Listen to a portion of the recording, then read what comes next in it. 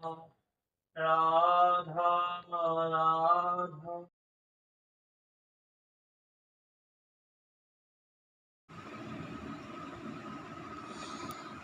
দামোদর মাস শুরু হয়ে গেছে।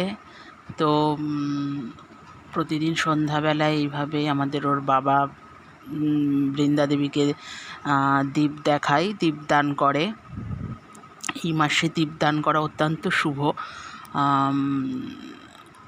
দামোদর মাস এই বছর থেকেই করছে আমাদের ওর বাবা।